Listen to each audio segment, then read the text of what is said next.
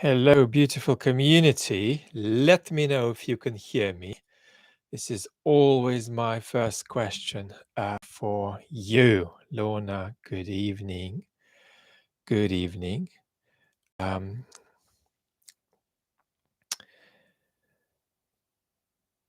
Soggy Moggy Travels, hi to you. Sound is good. Luca, sound is good. Lovely Grace, sound is good. Broken battery can hear me. So let me tell you what is gonna go on today. We are going to have a normal conversation about everything we talk about. We're gonna take your questions about the counteroffensive, about what shenanigans are going on in the Kremlin. We're gonna talk about democracy. We're gonna talk about dictatorship. We're gonna talk about where our political world is going. But this entire live is a fundraiser for Ciao Paul is a fundraiser for ME, myalgic encephalomyelitis, and that is the condition that I have.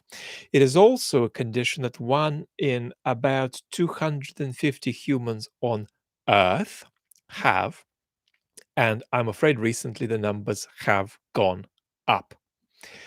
So why is it important? Well, every time human beings are sick and we're not helping them enough, that's really important. But there is more to it than that.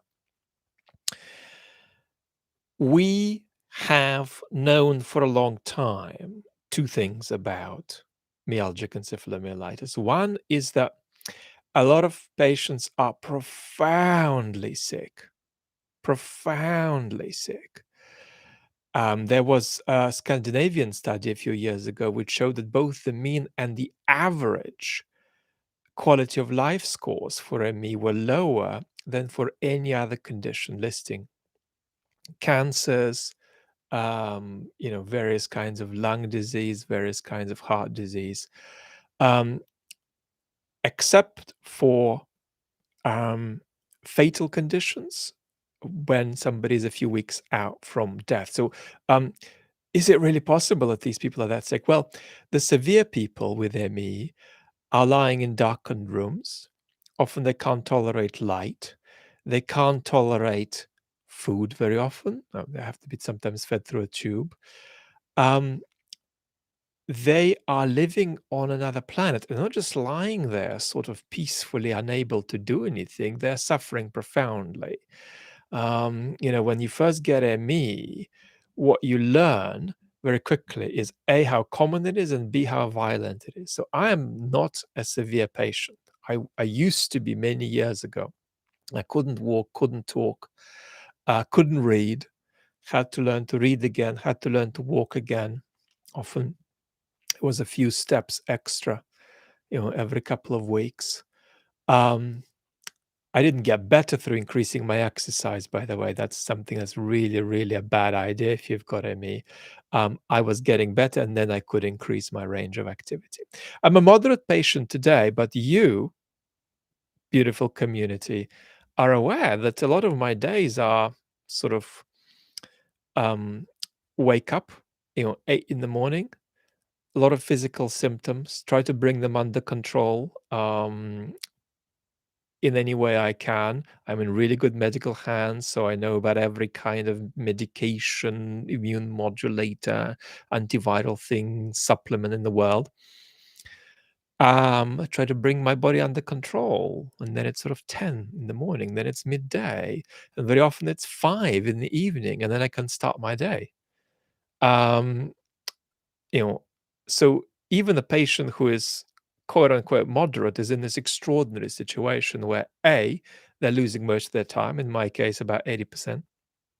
And B, it's not just loss of time when you're hanging out in bed, it's loss of time when you're suffering.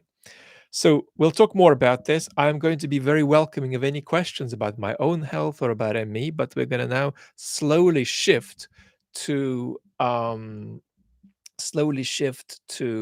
talking about politics. One last remark. When we do these YouTube things and you drop money into the chat, that goes to the content creator and to YouTube, but 30% to YouTube, 70% to the content creator. Today, 100%, virtually 100% of the money is going to the charity. None of it's going to YouTube. None of it's going to the content creator. It's going to go to an organization that is then going to send a check to ME Action. So all of your donations through super chats are going to be directly useful. There's not going to be any kind of cut. And when you contribute to ME, you kind of wonder which way to go. Do you make a contribution to research, or do you make a contribution to advocacy? So today we're making a contribution to advocacy, and it's very good reason to do that. And it's very important that, especially in the United States, we have a more serious public understanding of what a crisis this is, like how much this actually costs, not just to the people who are sick, but to the US economy, billions upon billions every year. And so we have to begin equalizing as a in a vaguely proportionate way how much money we're putting to ME versus other illnesses. At the moment, the ratios are out of control. I mean, ME is getting sort of very often 1% of what it should relative to the severity and prevalence. And when we do put money to ME, it's very important that it goes toward the right kinds of research, that we're not making mistakes, that we're not confusing ME with other conditions, and we're actually learning from past research. Now, this is a very important time because there's now a little bit of money that is being used for long COVID research, and a lot of people with long COVID have ME. There are very serious question marks about how that money is being used, and the only way to improve that and to challenge that so that it goes toward research that is most constructively going to help people is to have brilliant advocacy organizations like ME Action, who we are microscopically helping today. So we are a very small number of people today. It's actually normally, I love this. I'm not sure how good this is for our fundraiser. Normally we're about 1,500, and we're 400. But we are going to start, and I'm going to start answering your political questions. Let's do it. Platy. Hi, Vlad. A significant percentage of Russians in the Baltics are more pro-Putin than Russians in Russia. Do you think the outcome of the invasion of Ukraine is going to affect us? Yes, but there's a huge intergenerational problem there, and you're never going to defeat it until a generation moves on. Right?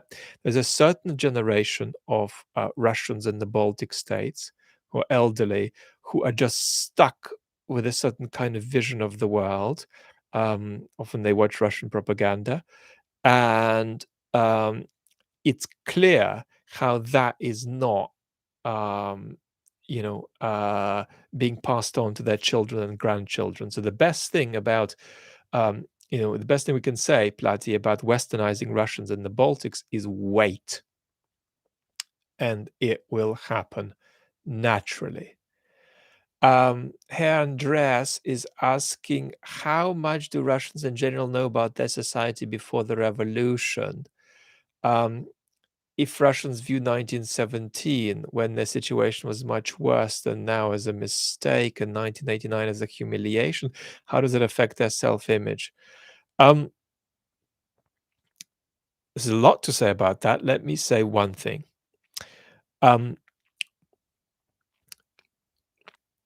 You've got to take an anti-Putin line here. The Putin line is to try to make everything continuous. I mean, Putin wants you to think that there's a line from Ivan the Terrible through all the Tsars, and then through Stalin, all the Soviet leaders, and onto Putin. We want to do the opposite of that and recognize truthfully the vast discontinuities in Russian history, right? And that's why it's very important to get Russians aware of the vast discontinuity around 1917 revolution. Um, Russia was hugely corrupted as a country by that event. Um, Corrupted psychologically, right? Corrupted institutionally.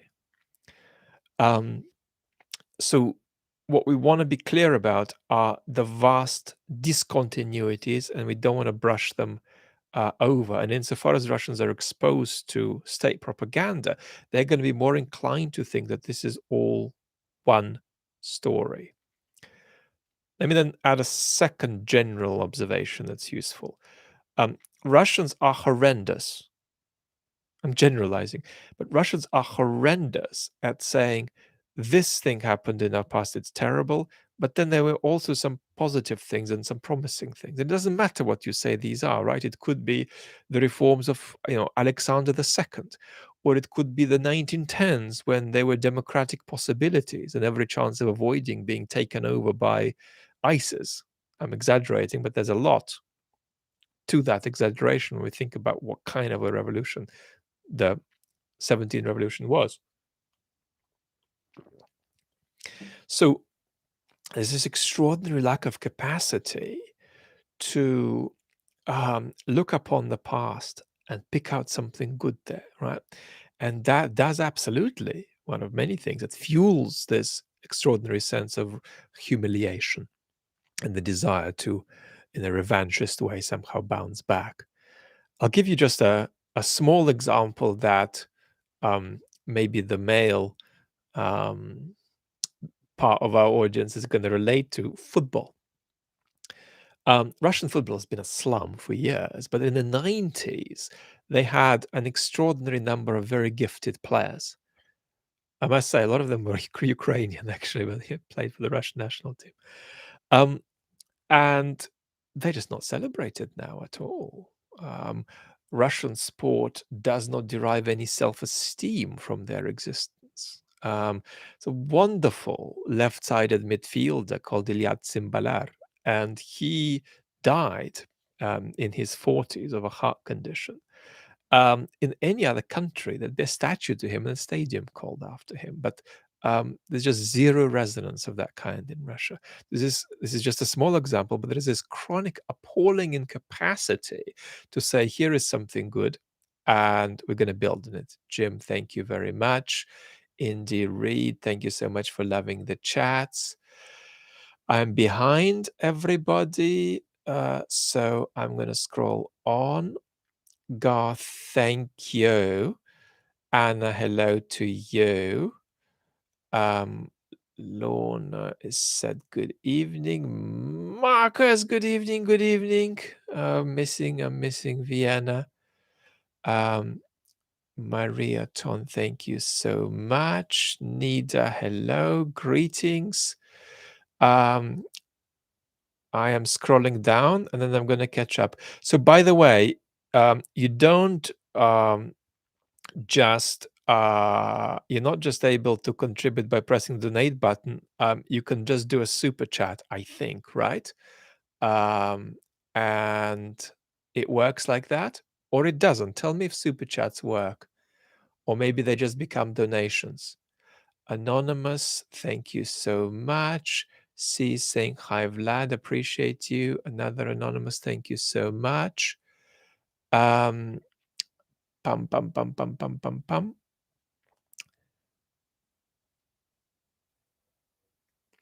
Let us have a look. Cheryl, hello. Dutch Limited, thank you so much.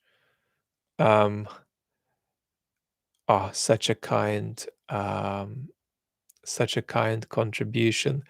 I can't say your name correctly. Hauke. I'm going to have to educate myself. Such a generous contribution. Means a lot for me emotionally when you're contributing to this cause, because it's my cause. But also, of course, it's of great practical value.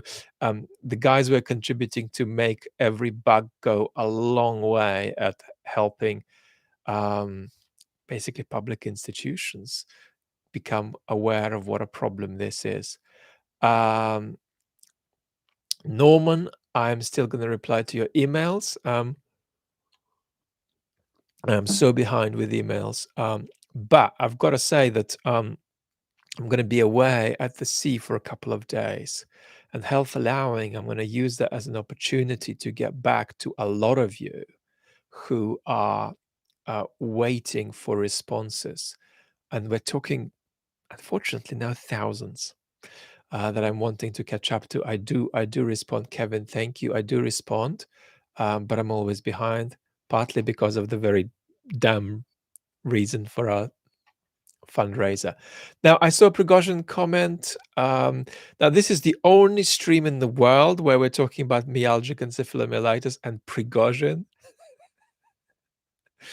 Hey, where are you from, Vlad Vexler? I'm from London. Been here for since the 90s, since the mid 90s, and I've lived between Australia and the UK really almost all of that time. And and and I grew up between Soviet Union, Israel, and the United Kingdom. Now, how do I turn on all chat? There we go, so that I'm not missing anything.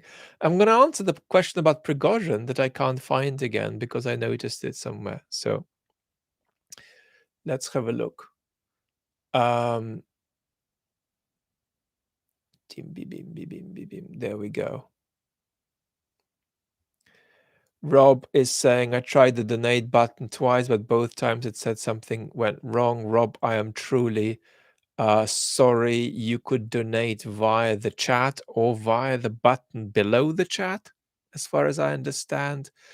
Larry's saying, what do I think of the perspective of looking at the Russian population as in terms of 35 being Eurocentric, 35 to 50, late USSR, 50 plus, old school USSR. Larry, I think you're on the right road, basically. So the key, Con, thank you so much. The key thing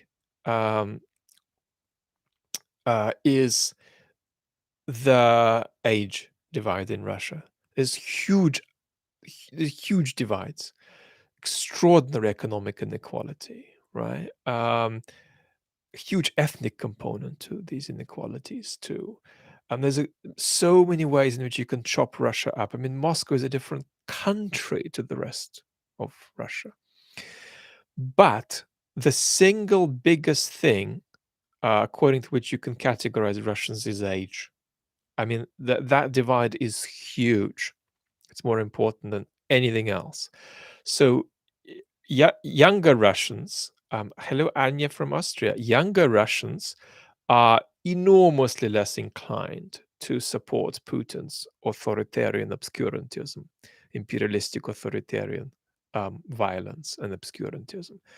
Russians of the older generation are much more likely to be persuaded by what Putin is up to, and much more likely to be persuaded by Putin's extraordinary efforts, about which there's going to be a video on the main channel at some point, to link his brutal invasion of Ukraine with Russia's myth about the Second World War. They buy into that more. David is asking, how is a me diagnosed? It depends on how privileged you are, how much medical access you have, and which country you're in. As of the early 1990s, we had not just clinical, but research-based biological evidence about abnormalities. So if you're privileged enough to go to a specialist, of whom there are very few in the world, then they will absolutely understand your symptoms as you describe them. They'll put you through various kinds of tests, including physical tests, such as putting you on a tilt table to explore what's going on with your autonomic nervous system, with your blood volume issues. But there's going to be batteries of tests. And if you take an ME patient like me, and you just do a complete blood count on me, my results are going to look relatively normal. But when you look deeper, and you do more complex batteries of tests, you see profound abnormalities. You see brain inflammation. You see massively reduced blood volume. You see extraordinary kind of immune activation, often three, fourfold the level of immune activation um, that a healthy person should have. So, in other words, these days, if we're sending people to the right doctor, which is not easy to do, I must say, then they will be able to diagnose without the patient saying a word. But unfortunately, for most people, that won't be the experience, and their original diagnosis might come just on the basis of exploring their symptoms and limitations and suffering they're experiencing. But we no longer need to rely on that. But for that, we need the proper medical care that is not universal and universally accessible enough. Um, I'm just going to answer a Prigozhin question because I'm sure there's going to be several. Um, well, let me just say that Soggy Moggy Travels is saying that if anyone wants to find out more about me, we highly recommend the film Unrest, made by Jen Brad. Jen is very special and gorgeous, as is her partner Omar, both in the film. The film is now probably about 7, 8 years old, is it? It's called Unrest, and you can find it online. Prigozhin. So this is this, deranged, seemingly deranged man who is, squealing about his ammunition starvation, and he is in charge of this sort of private, but sort of not private at all, army that used to draw from prisons, and now he can't. That's been taken away from him as of about February. And he seems to be very outspoken in criticizing the Minister of Defense and the head of the Russian armed forces. What on earth is going on? So he's not deranged, he's very calculated, and he thinks that these sorts of public actings out benefit him and guarantee him more security than he would have if he didn't come out with outbursts like that. The people who are protecting him are more powerful than the kind of people who Gerasimov or Shoigu, the head of the armed forces, and the Minister of Defense could touch. So Prigozhin is protected by people who these people who is attacking cannot touch, at the moment at least. And that means that there are people close to Putin or Putin himself. We know that Prigozhin has quite a special link with Putin, and he has had access ongoingly to Putin. And the thought does recommend itself that if he wasn't getting some kind of protection from Putin, he'd not be alive with the stuff he is up to. So, what's the kind of big narrative takeaway? The big narrative takeaway is that, well, we've been wanting conflict within Russian elites between, if you like, the good guys, quote unquote good guys going to challenge the regime. Not getting any of that. What we're really getting is a conflict between different types of bad guys. We need to follow it because what's going on in that regime is not transparent to us at the moment, and I'm going to keep on commenting on Mr. Prigozhin because I think that goes to the heart of what is going on in this regime. Kevin is saying that he's been sick with me for 10 years, that he's got better, but he's never recovered and never gone back to work properly. There's a 5% recovery rate for ME at the moment. When we say things like that, that suggests that the illness is very complex. I don't think it follows. I think the reason we can't solve ME is because we haven't thrown billions at it. Once we do, we'll solve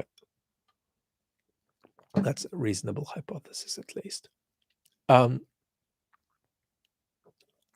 it's very important with me to make sure that we're doing the correct diagnosis. There's a lot of people who are run down, having various kinds of challenges, and that does not mean you have ME.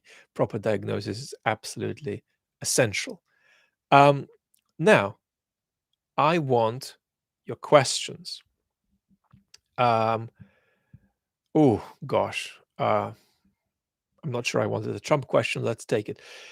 If my brother is a MAGA, how can I snap him out of it?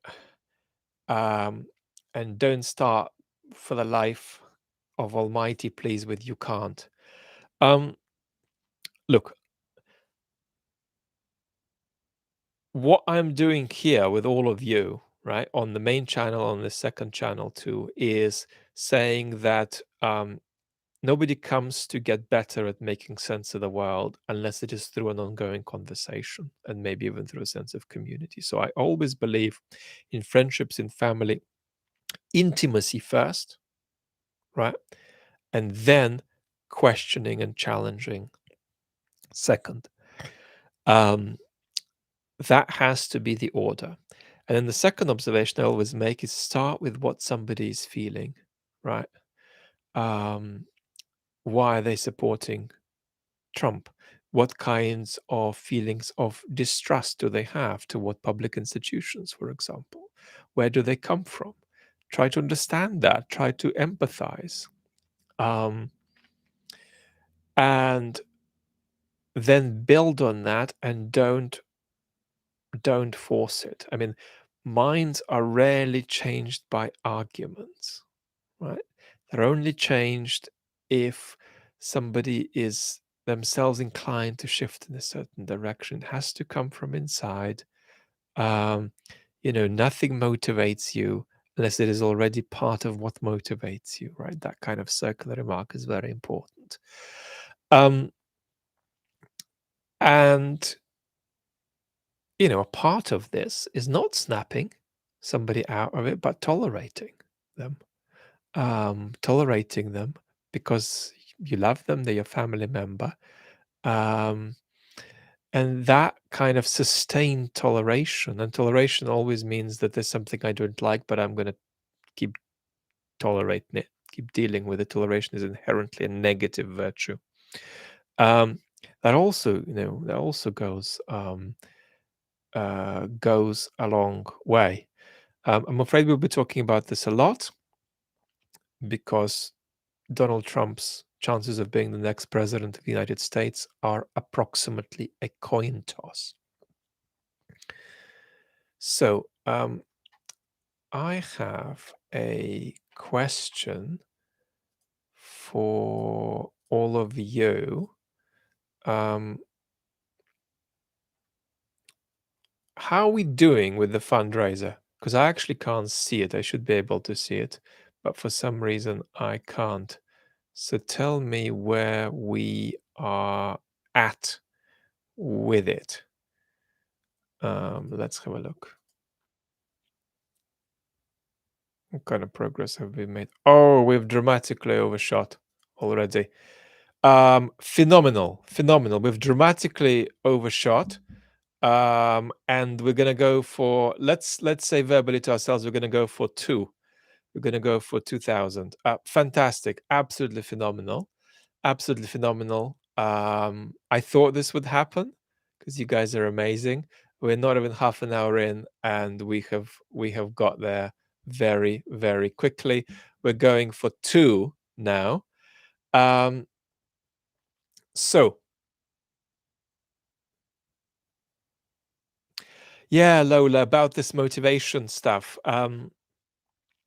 You know, I feel that when big change happens, it normally does not happen because somebody has heard an argument. I think that human beings are only moved to change their mind by arguments um, because they're in very special, coercive, and restricted contexts. So, for example, I have seen humans change their position on the basis of arguments in professional philosophy seminars. I have seen people, of course, in the scientific community change their mind because of arguments.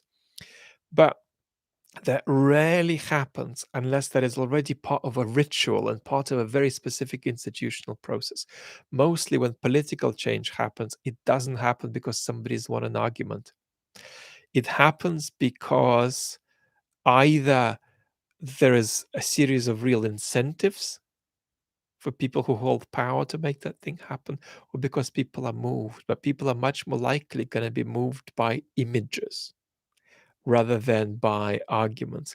If you want a certain practice to be stopped, for example, some kind of a terrible practice, you want to show it viscerally, physically. You want to show the harm it's doing. You want to bring people up and say, look at what it's done to them. Look at the damage it's done to their bodies, let us say.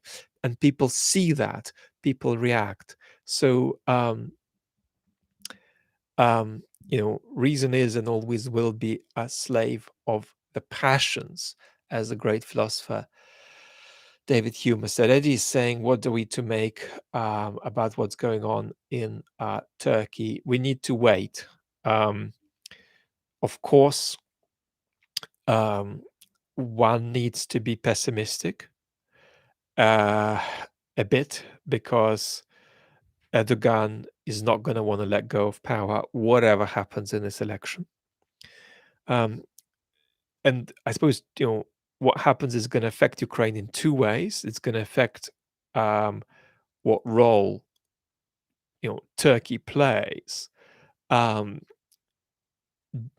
as the war is going on, but it's also going to affect what role Turkey plays in the reconstruction of Ukraine. So these are two things that could go differently. I think we've got to be conservative about the authoritarian in power wanting to stay there whatever happens. And Turkey is an education for it's so tragic what's happened to Turkey's possibility for democratic progress. Very, very sad. But authoritarian regimes are not linearly authoritarian. They are authoritarian in different respects, or on different dimensions, right? So despite the extraordinary limitations on free speech in Turkey, there is absolutely still more than a semblance of political competitiveness, right? Whereas in Russia before the war, arguably there was more free speech than in Turkey, but no political competitiveness. So we've got to not generalize about authoritarian regimes and take them bit by bit and look at what is possible. But I caution us about being too optimistic, I'm afraid to say. Christopher, thank you so much. So appreciated.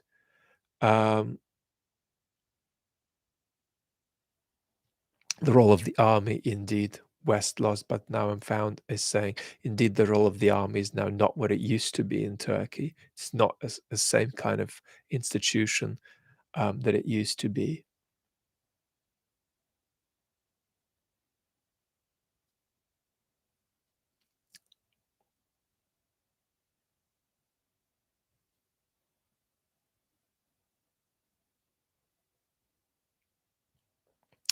Rising, let me have a go. I'm not sure I understand your question. What should we be afraid of stemming from the Tories experiencing um, a bad local election outcome and the anti-monarchy movement and anti-protest laws in the UK? How should they be addressed?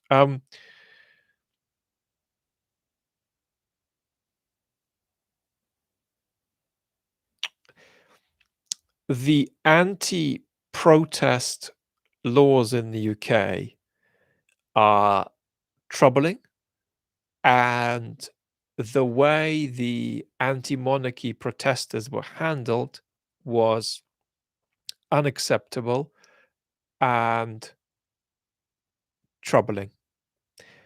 Broadly speaking, both the main political parties in the UK are in a kind of existential crisis. So, um, just because the Tories have been to some extent imploding does not mean that Labour is in great shape and Labour has a clarity of where it's come from, what it is, and what it wants to offer the country. UK politics is to that extent in a very difficult place. Um, there is no project being offered here that is both adequately self aware and compelling for the population, for the citizens.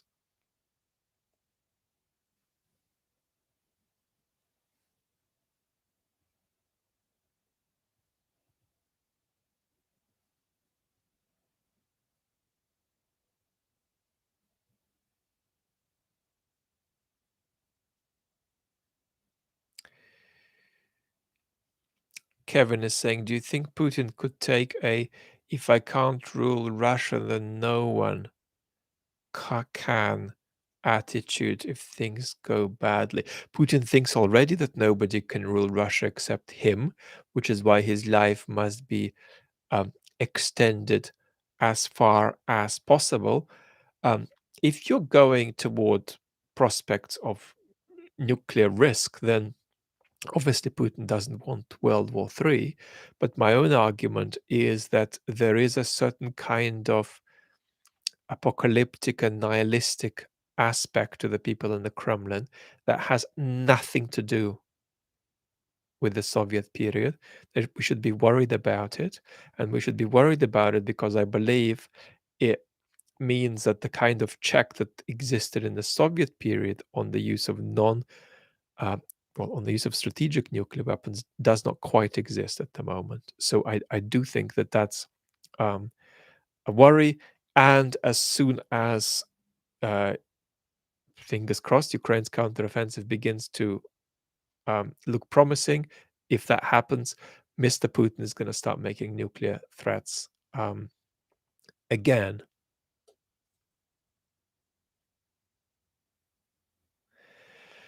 Radim Emperor is saying, I've been reading about panic in the Kremlin and Putin gradually losing control. How probable do you think is a coup if they lose? Well, it depends what you mean if they lose to the Ukrainian offensive. I mean, if Ukraine smashes the Russian land bridge to Crimea and Ukraine threatens to take Crimea, um,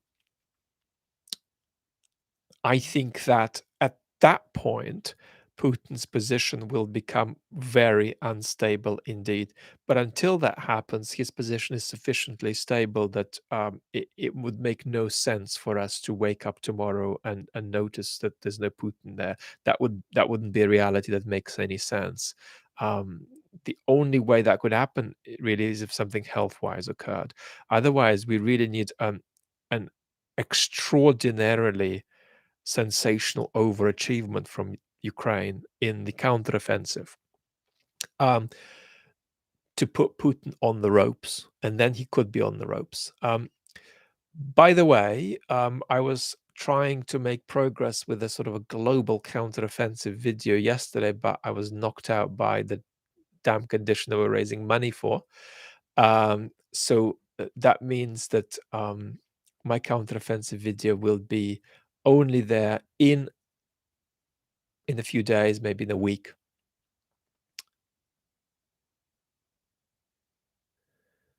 Um, Tim Snyder's lectures on Ukraine are highly recommended, even if they've received criticism. They're very highly recommended. Yeah, it's healthy for you to be aware that Tim is being criticized for being loose and overstating the case and making exaggerations by um, a plethora of international academic experts. I try to defend him a little bit by pointing out that you've got to see him as also having an advocate hat on. Um, but these criticisms have occurred, and some of them have come from Ukraine, indeed. Because Ukraine also has a diversity of voices. It's really important to remember that.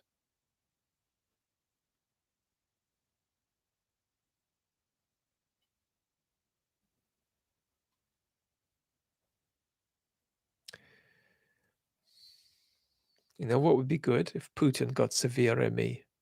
That'd be good.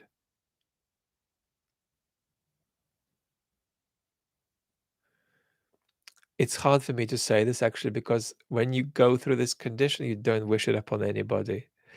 So I'm conflicted here.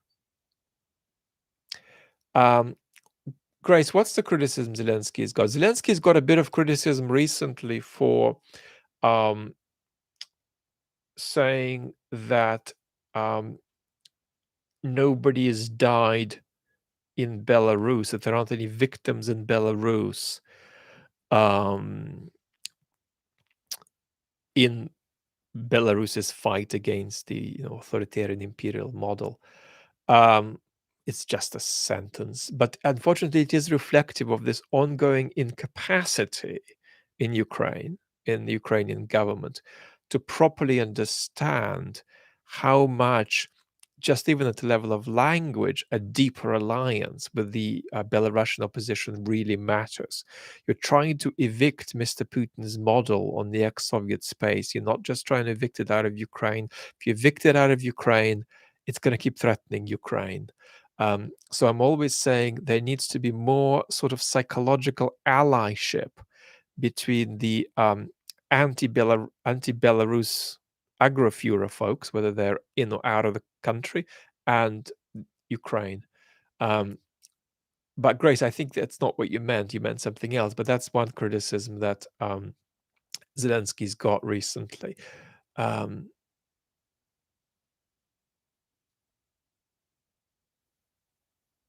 Yes, absolutely, Henrik. Post-Soviet countries are going to be exploiting Russia's weakness and the absolute collapse. Mick, thank you so much. And the absolute collapse of Russia's soft power.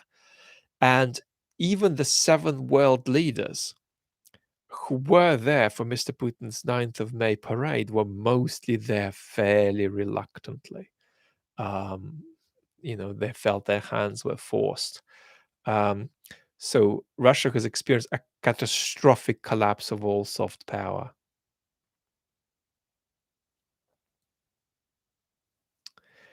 Um, Ewald is saying, what would happen if Putin were overthrown? Who would come to power? It simply depends on how that happens. There is a possibility of a kind of junta made up of some Siloviki and of some people from the Security Council. But the question would be, how long could that last and what would come after? I mean, formally, if Putin goes, it's the prime minister who should take the reins, but it's not clear that that would de facto happen.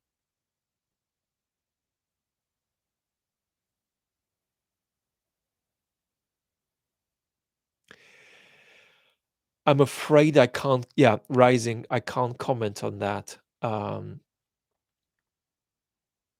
can't comment on anything to do with Eurovision at the moment. Claire, thank you so much.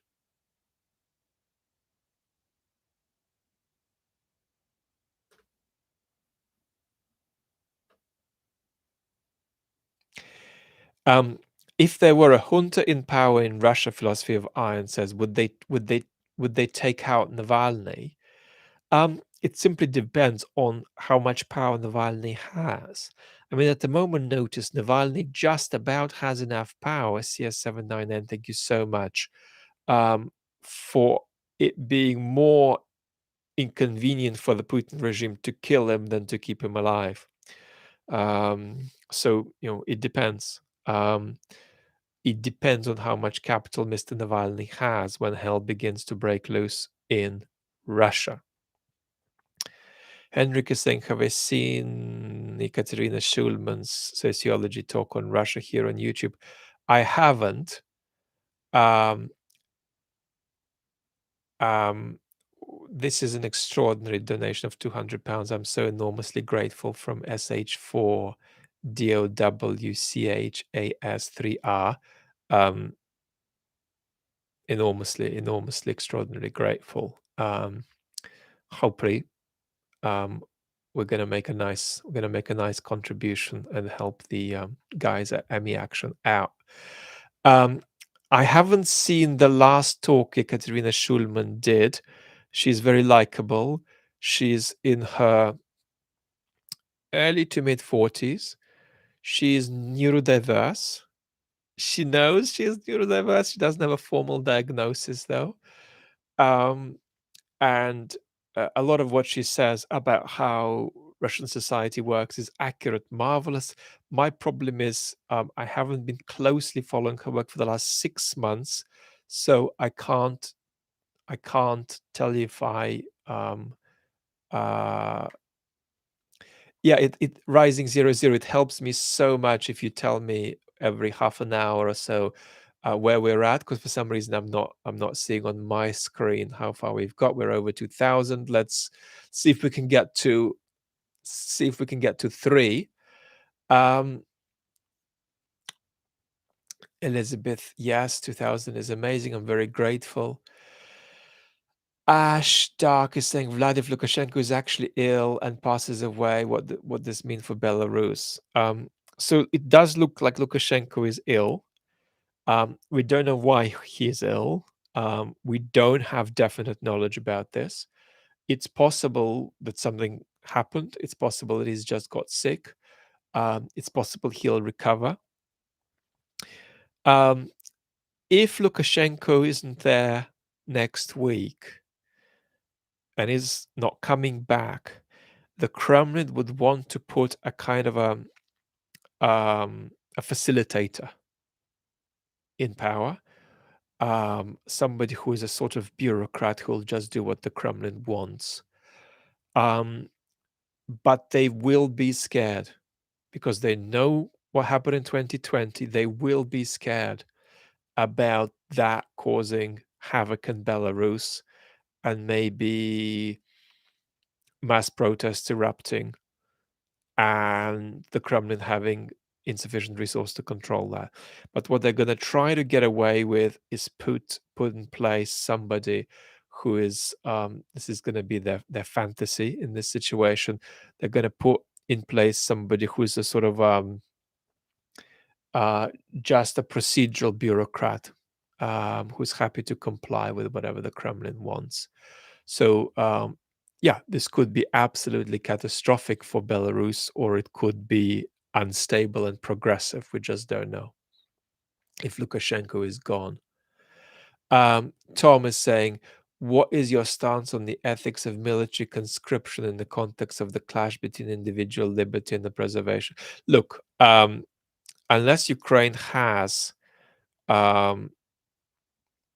compulsory conscription, it can't defend itself. Moreover, people want to fight. So you could say, even without compulsory conscription, Ukraine would be able to recruit folks for the army fairly easily. But here's the ethical way I'd recommend to think about it. Don't think about it in terms of just or unjust. Think of it in terms of necessary, right? And that's how I'd recommend you to think, not just about how a country defending itself conscripts.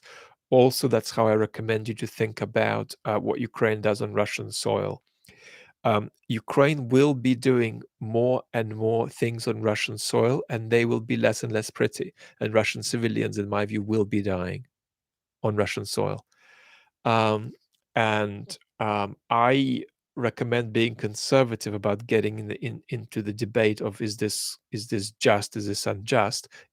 It's inevitable and it's necessary. So in moral philosophy, there is this sort of hypothetical example that often gets given. What if you take a scenario in which you have some kind of terrorist who needs to be tortured, and that'll get information that'll save hundreds of lives?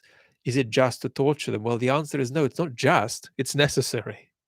Um, David Filer is saying, could COVID-19 be a catalyst for ME? We don't have the exact numbers, but approximately 5% of people who have ME, who have COVID, are going to go on to develop long COVID. And of those, 50% will go on to develop ME.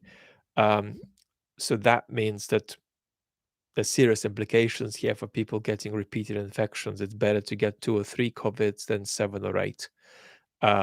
So absolutely. The latest literature seems to indicate that something like 40 to 50% of the people who have very serious long COVID that lasts for months, that is clearly a kind of syndrome, have ME. That's my answer, David. And the answer is not controversial, the evidence is in. We're well over 2,000. This is incredible. I'm very moved. I'm very moved. I did not expect this. This is phenomenal. This is absolutely phenomenal. I'm so grateful. Stephen, I'm so sorry you got ME. I got ME when I was a postgrad at Oxford 20 years ago, and I got 2 things at the same time, but I clearly had the genetic predisposition. I got a virus and a really bad infection at the same time. Both passed, but I stayed sick. Had to quit. And eventually, after years, came back to sort of quarter-time PhD work at another university.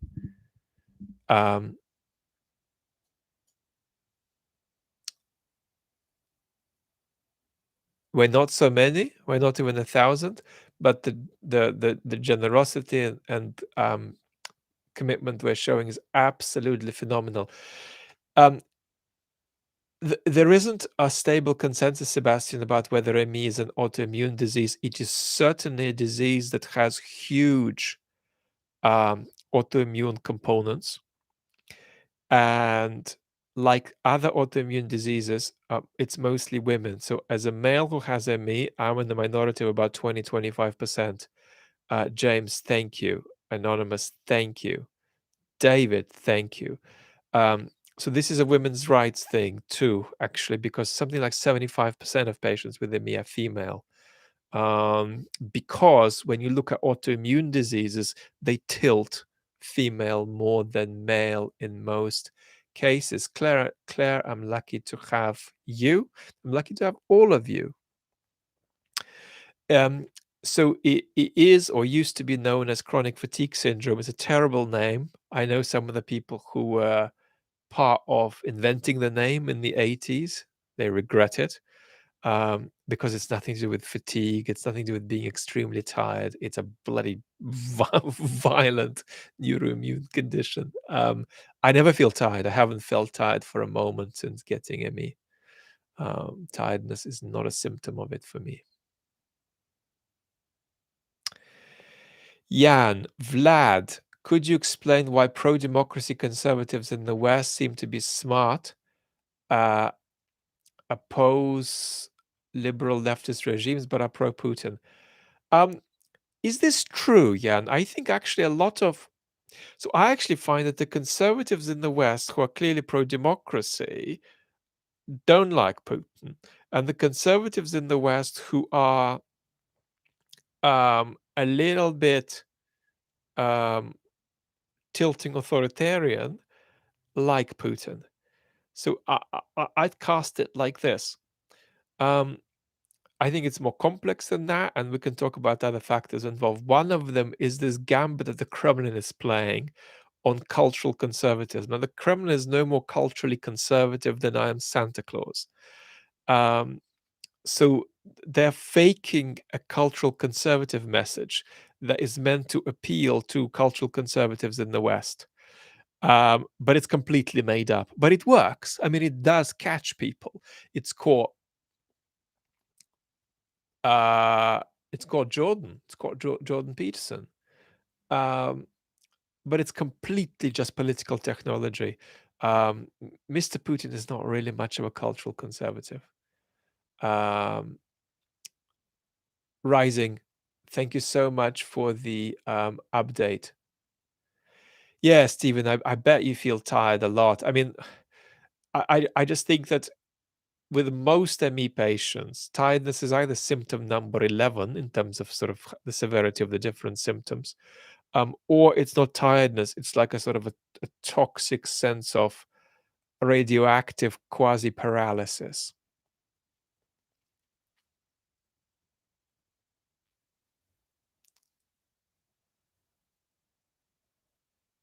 Claire, sorry about autoimmune stuff in the family. It's tough. It's tough. Jared, thank you so much. Um, Jan, your question was great. I actually will be making videos directly about your question. So I hope what I've said is um, Putin wants Erdogan to win. There's no question about that. Putin is hoping Erdogan wins. So um, that's not the only reason why we might want Erdogan to lose. Um, but it's one of them. I mean, however, want to caution us, and I think that it's going to be a very difficult few days, even if the election result goes the right way. Um, we do not have a regime in power that will be keen to leave if it loses.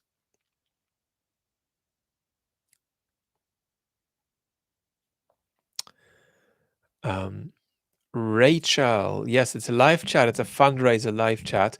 We were talking Turkey, Rachel, and we were expressing, concern and pessimism about what happens, even if Erdogan loses the vote.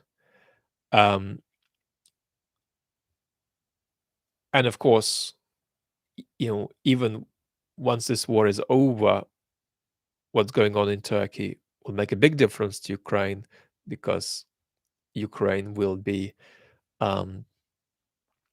as Alexander Etkin says, in a positive sense, a kind of construction site where lots of global agents will be um, active and pursuing their interests. Patrick, thank you so much. I'm really just overwhelmed by your contributions.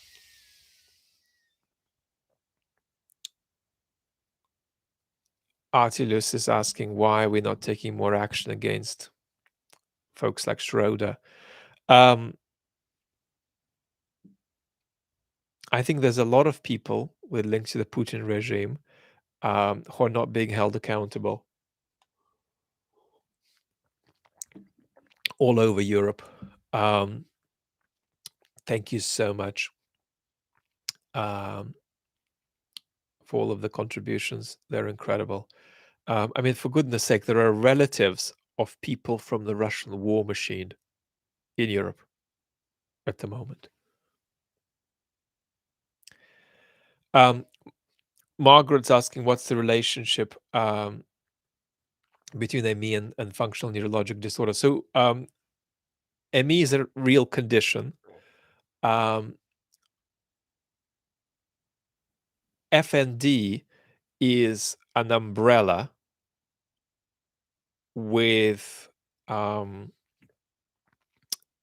a questionable and tragic dimension, to put it mildly. I mean, a lot of people get the FND label who are seriously ill, whose illness is not properly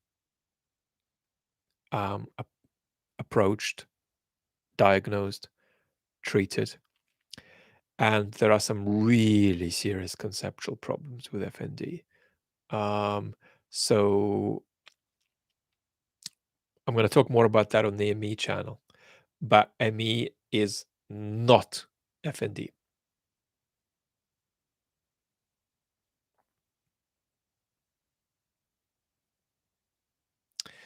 Margaret, I'm very skeptical about this, and a neurologist who is very keen on FND is likely to just not understand ME, I'm afraid.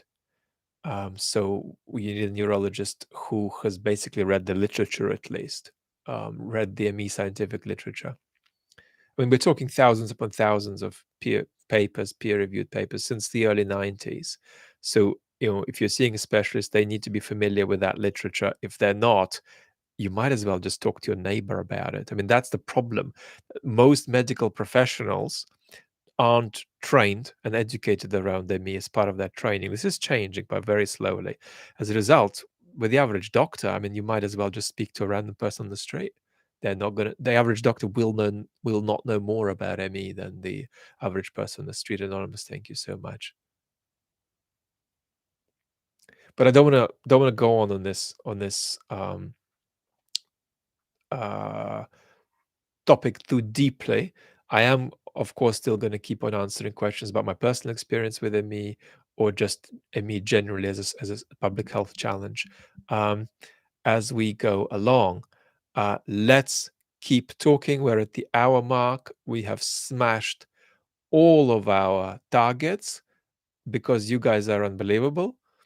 And I'm just sitting here, sort of half coherently muttering answers to your questions. So I'm very, very grateful.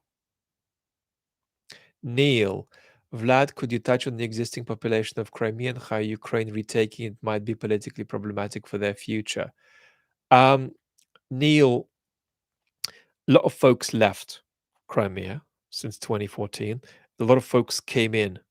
Rising, thank you so much. We're moving toward 3K, which is just phenomenal. In an hour, phenomenal, phenomenal, phenomenal. Absolutely phenomenal. So what are we going to do with that, right? I mean, that's a problem. So there's a challenging demographic in Crimea. So let me put it viscerally. If Ukraine marched into Crimea with military force tomorrow, they will not be greeted as liberators. So this is a problem. We need to talk about it. At the same time, Dana, thank you so, so much. Extraordinary contribution. At the same time, um, it's difficult to imagine Ukraine gaining its long-term security without the Crimea issue being resolved. It does not have to be resolved militarily. Ukraine could conceivably get Crimea back by other means. But yeah, I do think that the issue of Crimea, the issue of breaking the Russian land corridor to Crimea, Chris, thank you so much. I'm blown away by all the contributions. The issue of Ukraine breaking that land bridge to Crimea that Russia has is very, very important for Ukraine's security. And then we're going to see what happens after. But we also have to say that if Ukraine got that far, that would exceed the expectations of most Western military experts. So we're jumping the gun here. We're jumping the gun. But that's where we are. ME is very often a post-viral infection, but it doesn't have to be triggered by a virus. It could be triggered by conceivably an immunologic intervention too. Um, and it could also start without a viral trigger. We're going phenomenally.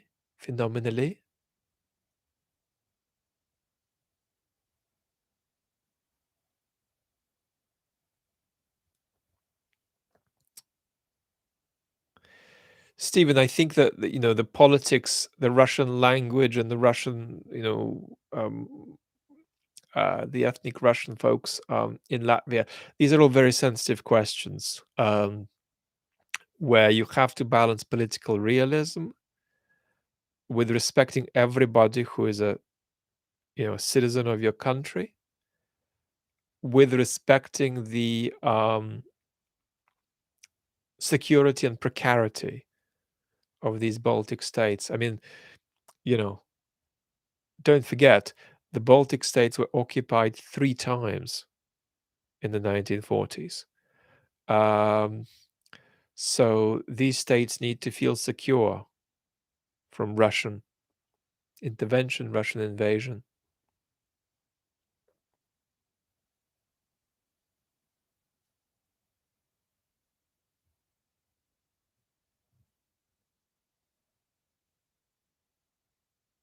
Robert, incredible.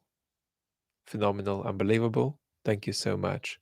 3,000, Elizabeth. Thank you for sharing that.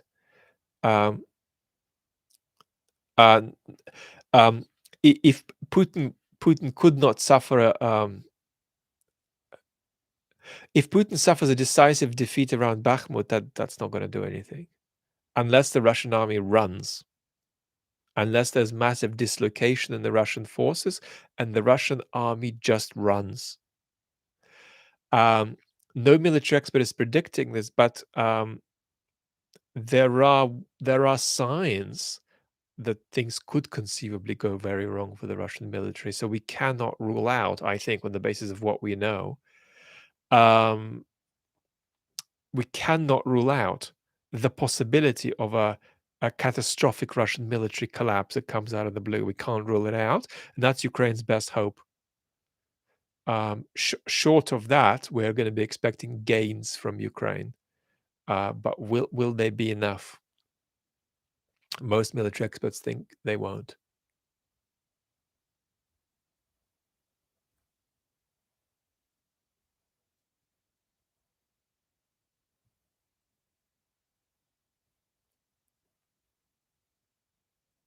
Just incredible for anybody who is not able to contribute financially, to be with us and also to hear about ME. That's very, very important, because a lot of people are affected.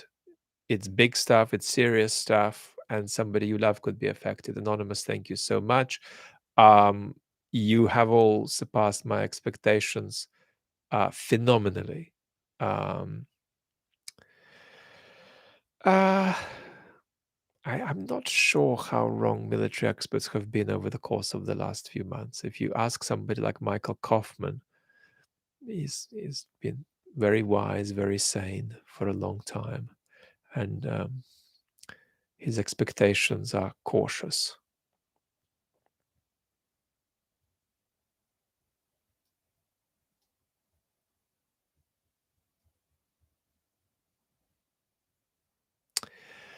Otto is saying, what were these uh, national leaders thinking in the parade? There were some of them were thinking that ideally they shouldn't be there, but on balance, their hand was forced. We don't know exactly how that balance worked in each case. There was more advantageous to be there than not.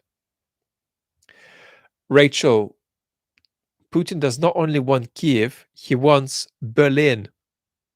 Seriously, he still wants Berlin. He doesn't have a capacity to move, you know. I mean, what does it mean to say that Putin wants Berlin when there is Prigozhin? Prigozhin misspoke the other day, by the way, and he made an announcement about how his forces have taken 200 square meters, which is approximately 4 one-bedroom apartments.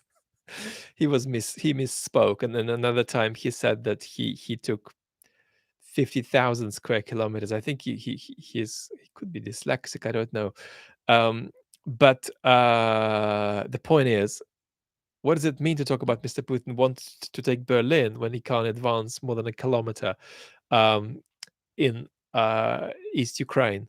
Well, the point is, Mr. Putin wants to freeze the war, then he wants to ratchet things up again, maybe challenge Article 5, maybe have a few Orbans in power, maybe have a very favorable Trump presidency. Such an incredibly generous donation. I'm so grateful. Um, uh, you know, um, and that is not impossible. Mr. Putin challenging Article 5 in 2029 by doing some kind of a hybrid incursion into a NATO country. That is not impossible. So that is how Mr. Putin still thinks he can gain access to all of Eastern Europe as a sphere of influence. What's my opinion on the division within the Russian opposition between the Khodorkovsky supporters and the Navalny supporters. So Khodorkovsky is going for unity, and he is welcoming the Navalny folks in. The Navalny folks are still in the process of reflection about how they can cooperate with all of the other branches of the Russian opposition. What basically is needed at the moment that's lacking is not that they all become one entity, all the Russian opposition parties, but that they have some way of procedurally speaking with the same voice. Because if I'm an EU bureaucrat and I want to say, well, hang on, there's supposedly 20, 30 million Russians in Russia who oppose the war. Who represents them? Can I call them? Can I write to them? Can I offer them something? Can I ask something back from them? Right? So we've got to be able to say, you know, to some extent, this is what the Russian opposition stands for, and this is who they are. It doesn't mean they have to unify. That doesn't mean that, Maxim Katz has to quit his YouTube channel and go and appear on the Popular Politics YouTube channel and the Navalny channel. No, but it means that they've got to be able to, in some procedural respect, speak with one voice, right? And that is not happening. We need to move toward that. And historically, um, the way the Navalny team has been operating, is not terribly conducive to that, but they need to evolve, basically.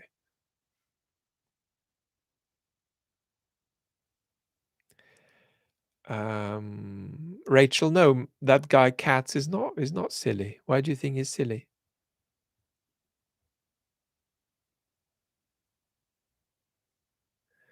Yeah, the divisiveness within the Russian opposition is absolutely extraordinary and tragic.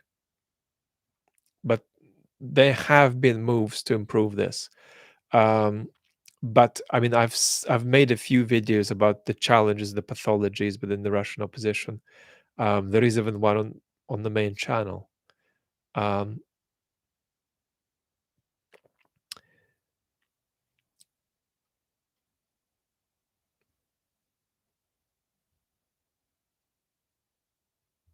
I think Sebastian is saying, do I think that Putin sees all of these fantasies that I've just named coming to fruition?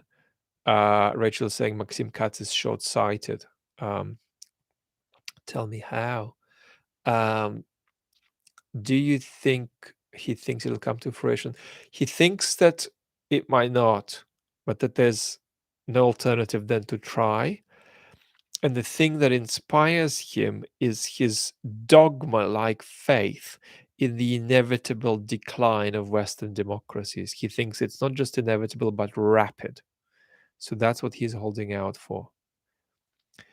Garth is asking, when President Trump returns to office, do you see this as yet another reason why he would have the US leave NATO as he has threatened?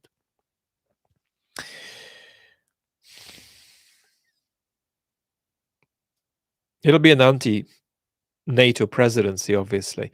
Look, because Trump is a communicator of genius, but an incompetent behind the scenes. This is not a politician who is good at, elaborating in a hard-nosed and disciplined way processes behind the scenes. Because of that, he fundamentally struggled to form an elite around him. He was a one-man show, regularly saying things that were the opposite of the policy of his administration, actually. And his policy on Russia is a good example of that. What was said, what was done were often opposites. Now, Trump cannot transcend that if he wins the presidency. He will still fail to form an elite around him, but there will be lessons learned. There will be fewer people around him pushing him into line. There'll be fewer generals around him telling him what to do. So, and Trump is now ready, I think, within his extraordinary limitations, to learn from his mistakes. He feels he got co opted excessively during his first term. He thinks that can be avoided. He wants people around him who will help him avoid that. So this is going to be a kind of revenge on the establishment, which co-opted him during his first presidency in his mind, and he wants to avoid that in the second. So it'll be somewhere in between. Trump will not form a successful elite around him. He's not competent enough to do that, but he'll go much further toward that than in his first term if he gets into office. He doesn't like Zelensky. He's not a friend of Ukraine. He doesn't believe that Ukraine supporting Ukraine is a key strategic interest of the United States. And he is not a fan of NATO. So NATO will suffer and Ukraine will suffer if there's a Trump presidency. But to what extent, we still don't know, and we need to see. In my assessment, the chances of Trump being the next president of the United States are a coin toss at the moment. You know what, beautiful community? This is actually a light that I'm waiting for. So I'm going to take a 30-second break. I'm going to be back. I'm not going to cancel the live feed. Hold a second.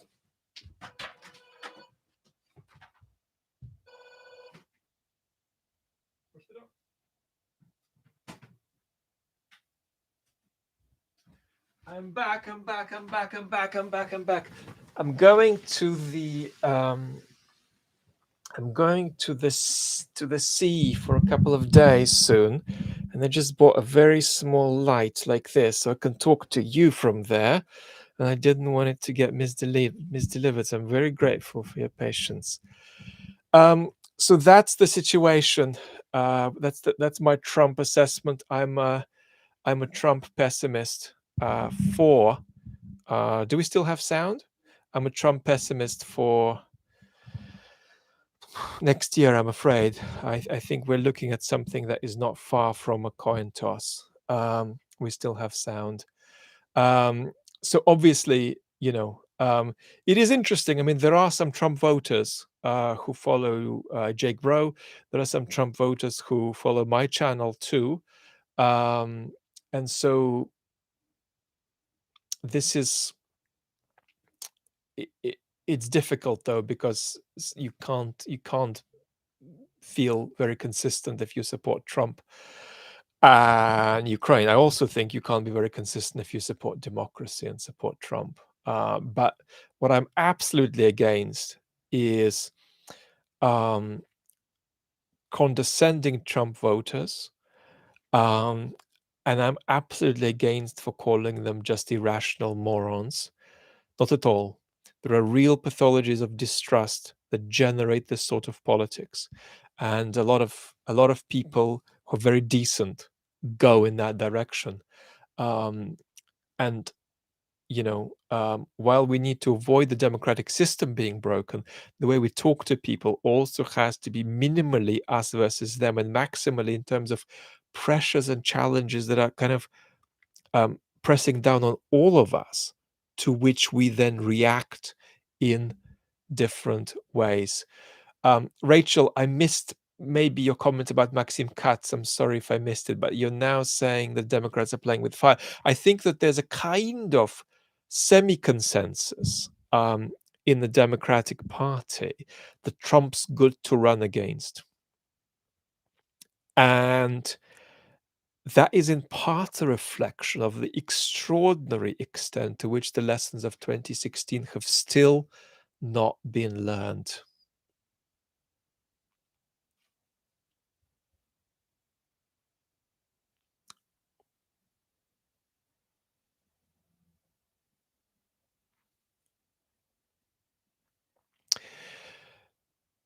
Bay Marine is saying Trumpists think they're supporting democracy. Yes, Trumpists think they're defending democracy against a kind of extraordinary globalist hijack of it, which has parasitically taken possession of their institutions. And now these institutions need to be either recovered or even smashed because they threaten the state.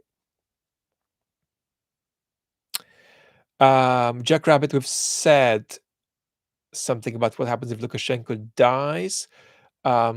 It'll be uncertain, but the Kremlin will try to install somebody, um, a kind of technocrat who is compliant.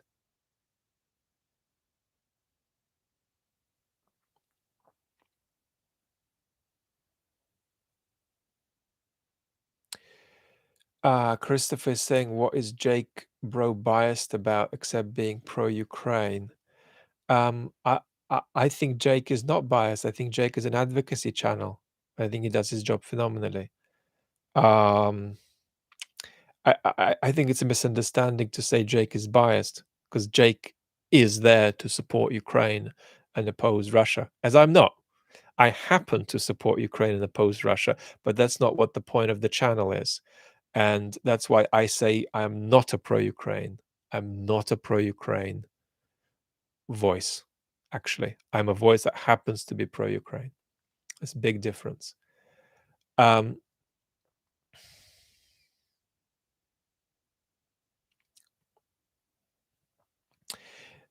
yeah, Rachel, is complex. I mean, in 2020, if you take away the pandemic, probably Trump beats Biden.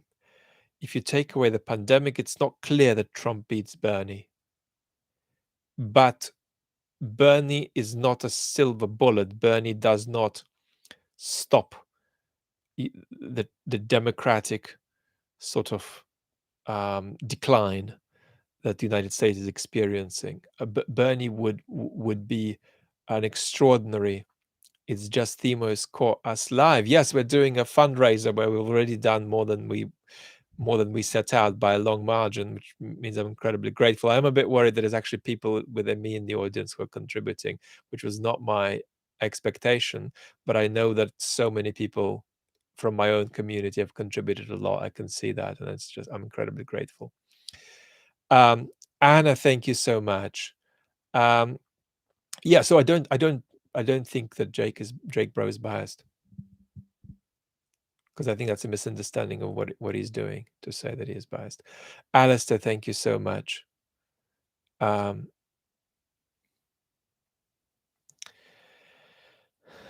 um,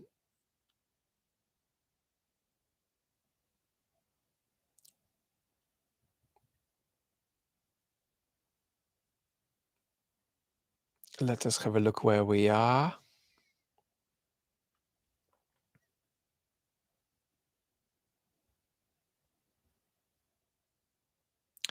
Does Russianism have anything in common with fascism or Nazism? Gabor is asking. Yeah, there is a coming together between state and leader, right?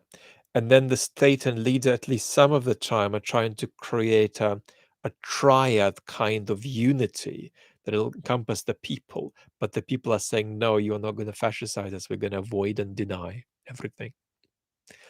So to that extent, it's not. Russia is not a fascist society to that extent. But there are fascist elements, and they're plural. Another one is the celebration of force and violence as an end in itself. Now, I'm afraid that is absolutely part of the mock ideology of this regime. There's another component. We can talk about this more.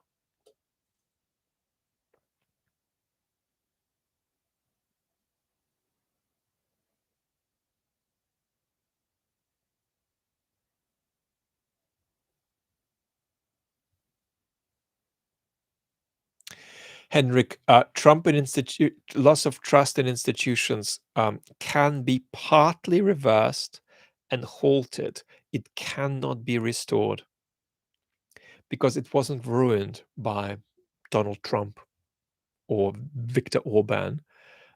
It was ruined by a set of global social forces that are inevitable and cannot be controlled, and make the tethering together of a society, which is a prerequisite for democratic life, virtually impossible.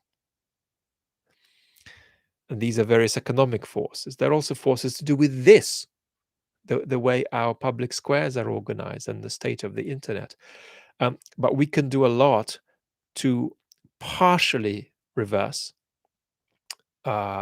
these crises. But we've got to be realistic about what that entails. It does not entail sort of moral rejuvenation because we're not facing a moral crisis. We're facing a crisis with significant social forces causing um, democracies to untether themselves.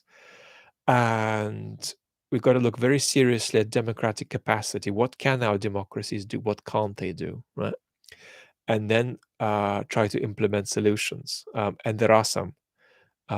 There are ways to inject back trust into our political systems, and we'll talk about that. I'm planning to do a major video just on sort of saving democracy, if you like. Um, but this is difficult, and this is not a phase. This is not a phase. In other words, there's no way you're going to sort of bounce back 10 years from now. No, Western democracies will be weaker in 2033 than they are in 2023. That's inevitable. Um, and I can't think of a proper sort of analyst of these issues who doesn't think the same. But we don't need to sink. It just be the case that we are in turbulent waters. This is what I'm saying, that our democracies are coming out of the bay and going into open water, but it doesn't mean they're going to sink. You know, democracy and crisis are not two incompatible things. Democracies can sustain themselves in crisis, through crisis, for a long time. And so what we've got to snap out of, and this is actually why I started my YouTube channel, because part of me was thinking, no, I've got to get my books out into the world first, and on the basis of them, I'm going to build a public conversation.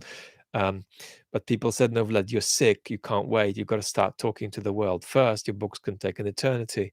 So, and what they came to me with is this feeling that um, on a Monday, I feel that our democracies are okay, they'll bounce back. On a Tuesday, I feel catastrophic, they're going to sink. And so there is this feeling that either, yeah, we're still in the bay, we can still get back into the bay, into sort of still calm waters, or we're out in the ocean and we're going to go down. And my answer is, we're mostly not going to go down. We're mostly not going to sink. Some of us will, but we can minimize that happening too. But we just got to realize that the bay is done. We're not getting back into it. We're going to be in the open ocean. But we're not in a river-going boat. We're in a seaworthy vessel. The US democracy is a seaworthy vessel. It can be battered by big waves without sinking. So you've got to get out of this sort of duality that either everything is just normal, it's just the zigzag of history, the ebb and flow of, a good democratic decade, bad democratic decade. And so we've got to snap out of that on the other hand, but we've also got to snap out of the catastrophizing that, oh my God, it's done and we're going down. We're not going down. One of the stunning social facts out there is the resilience of democracies. So I'm getting worked up because I'm very, very, very, very big on breaking that duality. It's all normal, or it's the end.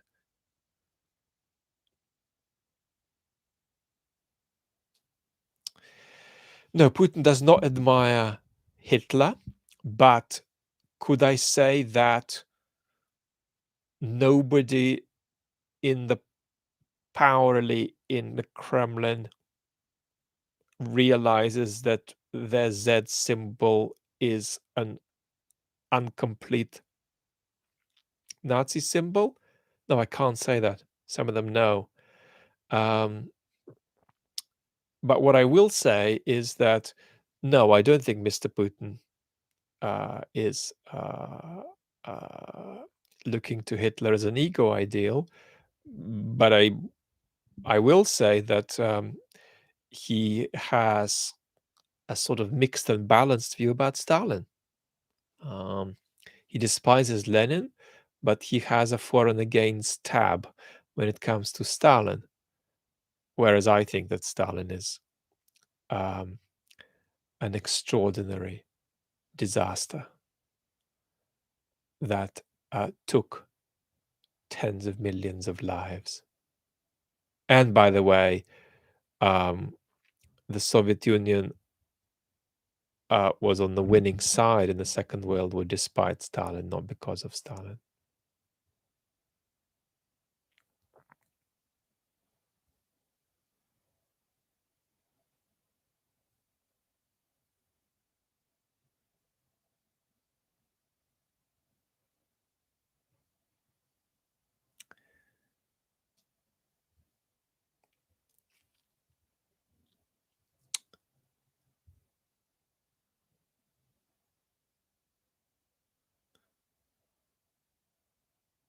Let me see how we're doing. Missing a lot of your comments. Let me try to catch up. Yeah, missing a lot, Niels. Thank you so much.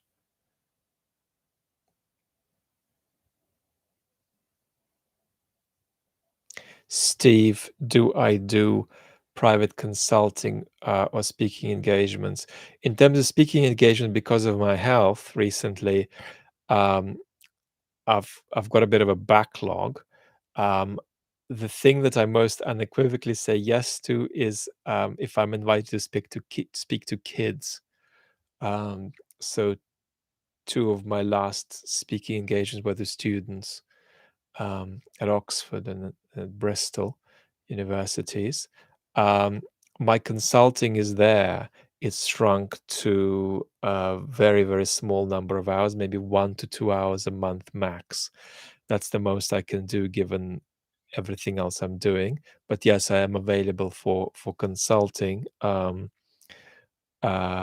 both as a political um, analyst as well as in the human development dimension that I've worked in for a bit and still do. Um, but this is literally 1 hour a week. I can't do more. So yes, I do take offers, but I need to think of this as being, time that is extraordinarily difficult to allocate because of how um, little of it there is. Um, uh, Soon there's going to be a website up where you can learn a little bit more about this, but absolutely you can get an hours of my time, but it's difficult to at the moment. Best way at the moment is just to press the contact um, details on the about page of my YouTube channel, and that'll give you an email address.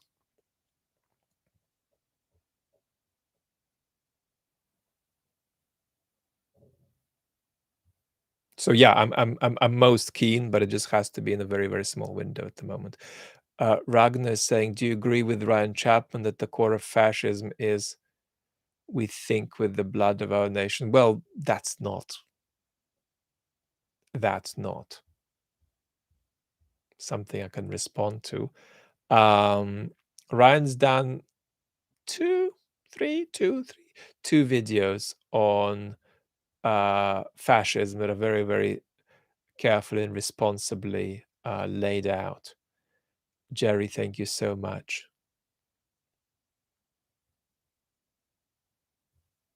Democracy, Dan, democracy always has to mean, I think, two things: something very basic and banal and prosaic, like majoritarian institutions, checks and balances that work.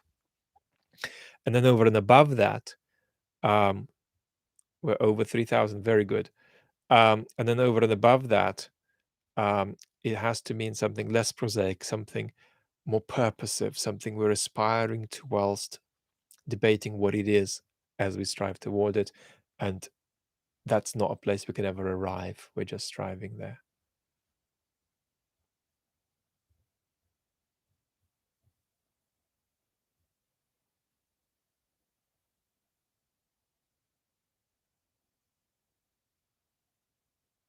History is contingent.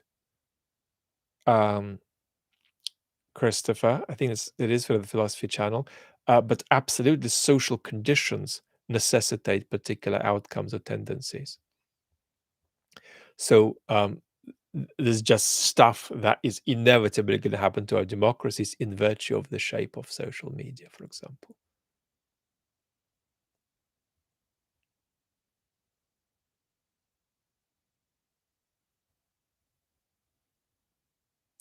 ME Action Network guys drop by. Uh, lots of love. Big love. Big love. We talked about me. We talked about you guys. Um, we are very happy to make a contribution tonight. So, very grateful. Anonymous, thank you so much.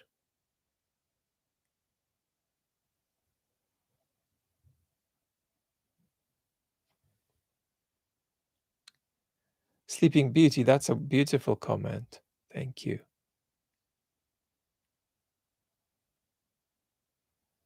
Neil, Vlad, how do we adapt in democracies to be more open and accountable and re-engage the disenfranchised? So your question is incredible, which is why I want to answer it properly. And for now, just give a little triviality. But at the moment, our sense of what is sort of permissible discourse and what we want to welcome to the table of politics is out of sync with the reality of what citizens actually feel. And so we have to go from this to this. Now, that's going to make a lot of people feel uncomfortable because a lot of people feel that this stuff, the more outer stuff, shouldn't be part of our politics. It shouldn't be welcome to the table of politics. But I'm afraid you have to start not with what citizens actually, well, not with what you would like citizens to feel, but what they actually feel. And that means we have to broaden our circle of what is, if you like, allowable and permissible as discourse and as a position that entitles you to a seat at the table of politics.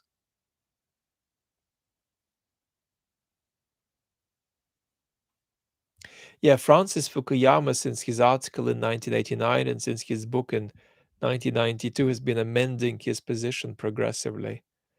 Um, some people sort of eviscerate him for the stunning superficiality of that book, but I actually think in many ways it represented how many of us felt. I never felt like that, but well, no, I didn't have a view yet at that point. I was 10 um, in 1990, but I think he represented in a kind of caricatural and intensified form how a lot of people felt, and I think still feel. But it is an illusion to think that there's a convergence on a single expression of a political order.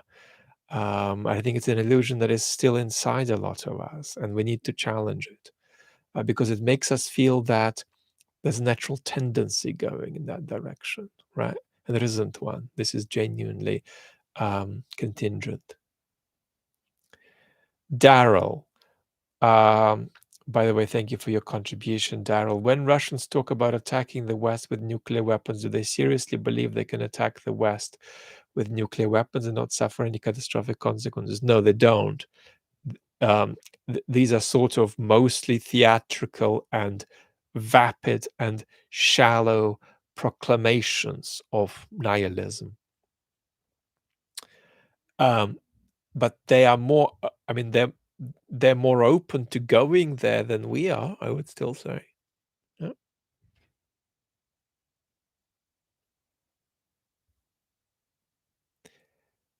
Kalas Buffel, thank you so much. We're at 3,500, which is phenomenal, unbelievable, and incredible. You know, when I first when I first came to this country from Israel in 1994, um, I basically didn't speak English. I was 13, I think. I didn't speak English, and one of the first phrases I learned to express that something was good was from a press conference by the Formula One driver Michael Schumacher, who's now in a tragedy. Um, and he said that something was tremendously sensational. So I started saying that. Um, and so that's how I feel about our contributions. But I think for the first couple of years in England, when I was asked, "Do you like this? How was your day?" I would say tremendously sensational.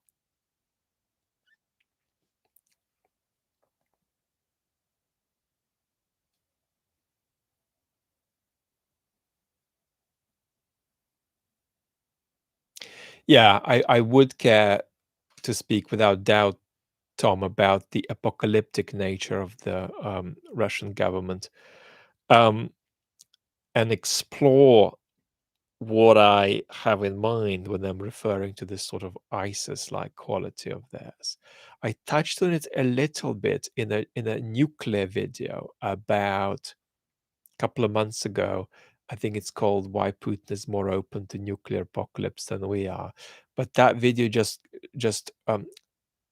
retraces certain steps around how Putin is, of course, wanting to avoid very much World War III, but why he's got fewer breaks there for him than we do. Um, but I think that this there's this extraordinary sense of mission that Putin developed around 2012 or so, and that's about how Russia's destiny is allied to the will of a single individual, and that is Putin, and that if Russian destiny can't be realized, you know, there is a certain leeway perhaps to think that there's no point in the world existing. Emmy Action Network, no, you guys are tremendously sensational. And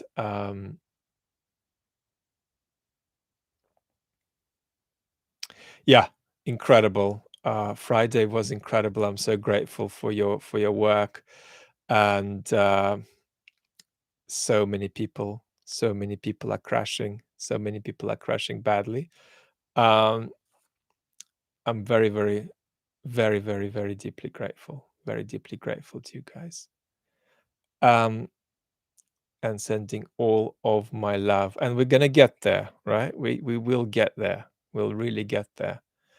Um, and not just in the lifetime of young people. I think we'll get there sooner than that. So huge love.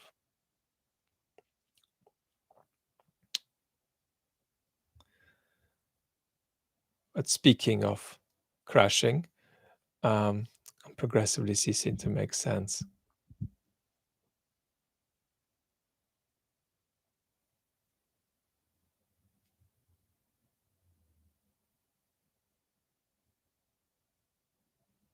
This is really difficult. Sebastian is saying, should we sit at the table of politics with folks um, who are part of January 6th?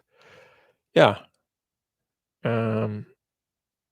you should, because there's a coin toss of a chance that your next president is an inspirer of January 6th. And that's this terribly difficult business of dealing with where citizens are at and with where political forces are at, rather than where you'd like them to be. Because if we say no, these people don't exist, and close our eyes, they're going to still be sitting at that table of politics. They're still going to be doing politics, right? So the only way you snap out of this is by seceding or emigrating. So this is really difficult. I do think that January the 6th matters. And I don't mean specifically January 6th. I mean an event like that in any democracy, because one of the things that keeps a democracy going is a sense of it being a kind of church. There's a kind of sacredness to certain procedures and institutions. Once you trample on them, you can't again sort of re-deify them. um, they lose a certain kind of magic. And that is what is dangerous in these moments where the democratic game is either broken or is um, threatened with being broken. It's that democracy is predicated on certain things not being repeatedly questioned. Once you question them repeatedly, that in itself dilutes them. Um, and so you've got to, it's about keeping two things in mind. On the one hand, January 6th is psychologically irreconcilable with the elementary materials of a democracy that sustains itself, right? On the one hand. On the other hand, it represented how a lot of citizens feel, whose feelings matter, citizens who themselves matter, who belong, right? Who count, and they feel a certain way. And they need to be taken seriously. They need to be engaged with. They cannot be dismissed because they'll just vote anyway, and you're going to lose. So, wanting to put, if you like, Trump voters or even certain kinds of Trump voters outside that circle is a sort of recipe for political defeat, actually. I'll say a lot more about this. I'm not being very coherent now. The work of Mark Liller recently has been very constructive on this.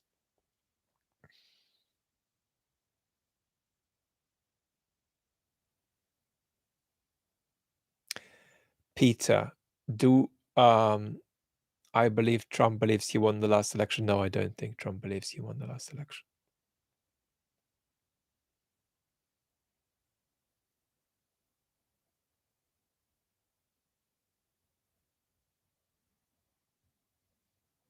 Oh, I forgot to say, by the way, anybody with a me who's been watching this for a long time, just go away, please. You are overdoing it on your energy envelope. So please go away. Love you and don't want you here anymore. So this is my stern warning. Um,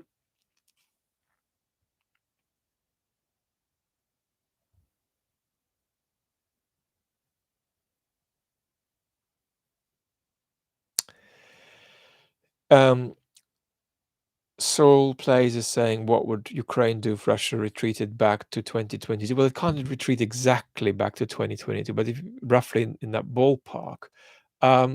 Ukraine's theory of victory is to either take or expose Crimea. That is how Ukraine sees victory. And the only way Ukraine would stop short of that is due to incapacity.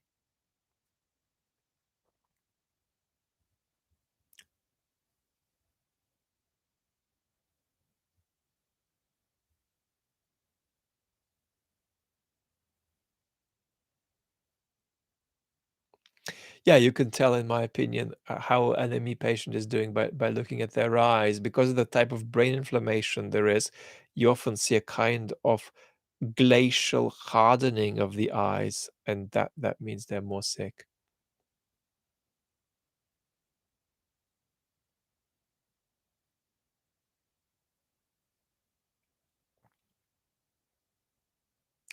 I'm going to link.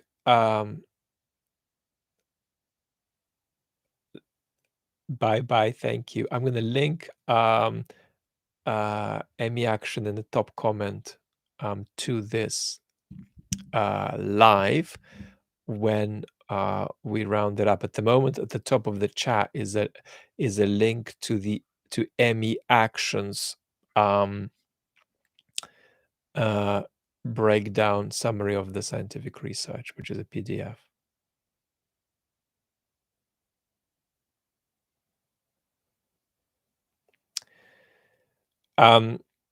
There is no plan in place for when Russia implodes.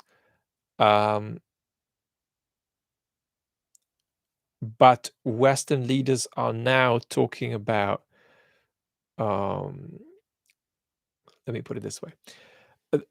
In Western capitals of power, it is now a bit of a topic what would happen to the nuclear weapons if Russia fell apart.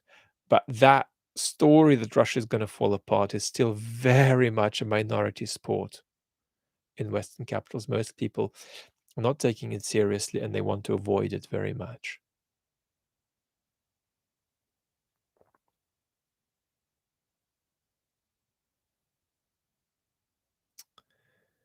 At the risk of being a broken record, the prime minister takes over if Putin disappears, but in fact, a kind of collective rule by mostly members of the Security Council would be what we would get.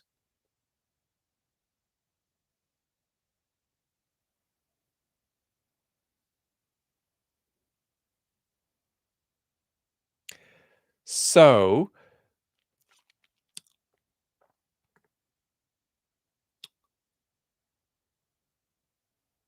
I am going to gently say, thank you very much.